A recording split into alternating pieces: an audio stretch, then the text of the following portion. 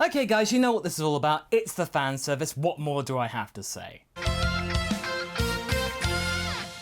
That's right everyone, Super Dragon Ball Heroes Episode 2 is out, and yeah, this time it's a little bit more settled. Goku Goes Berserk! Guys, Goku's always been berserk. What kind of a normal guy would initiate an omniversal tournament that would end up in a total absolute cataclysm? Like I said in the first episode review, this is a wholly promotional anime set to really promote the Super Dragon Ball Heroes card game in Japan.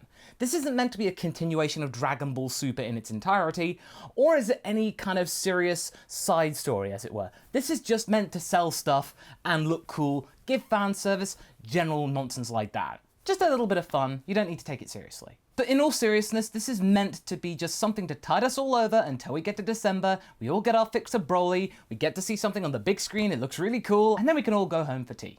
Where we last left off, Goku and Vegeta were tasked by Mai to go and rescue Trunks, again, who got himself locked up in a prison planet situation.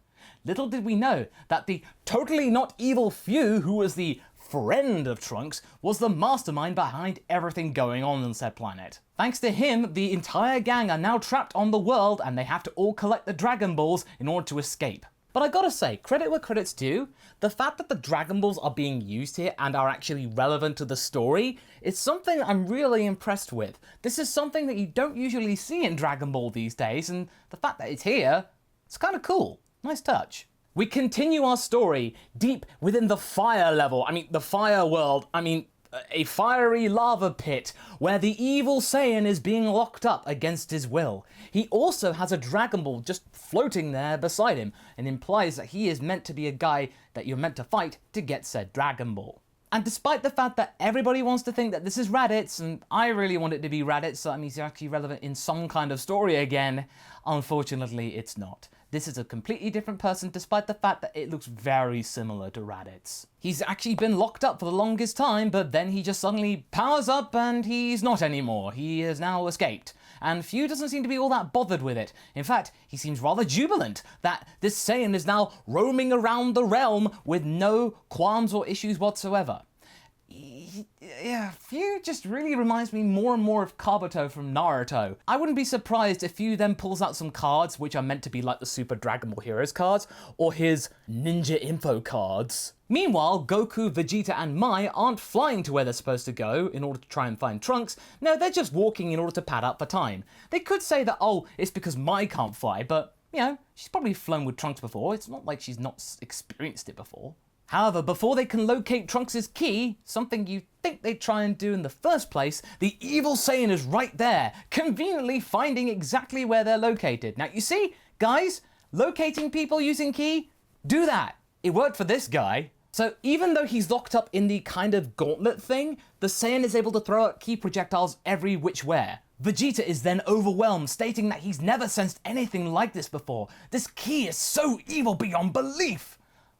Hang on, Vegeta, didn't you not that long ago state that you were pure unadulterated evil? You'd think that Vegeta would know what evil sensed like. The key that surrounds the Evil Saiyan is somewhat corruptible, and therefore, if you get anywhere near it or in it, you will get corrupted too. And that's exactly what happens to Goku, because then Goku turns evil. We get an evil Goku! What a surprise, we've never seen that before. Goku goes nuts and his ki changes to a darkish aura gold color and his skin gets tanned for some reason. It implies it's evil. But no, this is the Berserk that we read from the title. It's not the whole Super Saiyan Berserk thing that we saw with Kale and therefore by proxy Broly. No, this is just regular old Berserk as in crazy. Oh well. Vegeta is then having to deal with Goku, but then one of the key projectiles is about to hit Mai. But just in the nick of time, rather conveniently, Trunks has managed to escape his prison realm. Well, I say escaped, he just walked out, and he's there to save the day. Vegeta then immediately goes, "Ah, boy, take him! I want to fight the main dude!" But wait, what's this? Cooler is now here because why not? And now wait, there's more! Cooler can become Golden Cooler because why not? In fact, that should be the tagline of Super Dragon Ball Heroes, because why not? Few then announces that the Evil Saiyan is called Kanba. And I'm calling him Kanba because Kumba, even though it might be a little bit more accurate, you know, cucumber, it just doesn't sound as cool. I think Kanba sounds better because I'm not going to get into the whole Kabakabe thing. And if you think that future Trunks here wasn't going to be using his sword in this series, think again. Change him because you know he's in the middle of a battle. Yeah, you got time to change your clothes. And yeah, the sword, because that boy, he sure loves his swords. So yeah, we get Golden Cooler, just standing there. Not implying that he actually trained for 4 months like his brother. No, he just gets it. He just goes, well, if my brother can do it, therefore so can I. This golden power then immediately wails and knocks out Berserk Goku, and then with a death ball, or a golden death ball, which is probably going to be called, then takes out Kamba, at least enough to be able to disrupt the connection of the Berserk thing, which gets Goku back to normal. But it's not enough to knock out the possessed Evil Saiyan. He apparently likes the challenge from everybody, and he then decides to celebrate and show off his good nature by then just suddenly breaking out the gauntlets like they were nothing. Yeah, they were just literally there to show and imply that he was evil, but now they can actually get onto the main fight, you can get rid of them. But just when you think everything's gonna get a little bit heavy for the good guys, think again. Mai's got another solution to the problem. She's got Potara. And if you think this is a bit of a weird kind of MacGuffin, no, this is something that probably the Supreme Kai had something to do with. You know, he wanted to talk to her before she left. Yeah, this is why. So okay, that's explained at least. So Trunks then heads off to stall for time, which doesn't last for very long, and I thought we would then get to see Trunks go berserk because he touched the key, but apparently, no, they don't need to do that anymore. They did it once, so therefore that power will be never used again. After seeing Trunks fall, Vegeta now has no choice but to put on the Potara earring. He actually doesn't really resist that much, and we then get, off-screen somewhat, without the traditional kind of slamming together, Vegetto in a brand new set of clothes, which looks way cooler than the bizarre thing without the Saiyan armor from the Zamasu Goku Black Arc. But yeah, black and orange. Very nice. The episode then ends with Vegetto going Super Saiyan Blue, heading towards Kamba in an absolute typical artistic pastel-y way that is very traditional about anime. All in all, this episode was far better paced than the last one. It felt much more action-packed and the pacing was slightly better, and despite some odd choices in the plot and overall consistency, yeah, it was a fun ride. It wasn't bad at all. I liked the fact that Cooler was actually fighting on the side of the good guys in a way.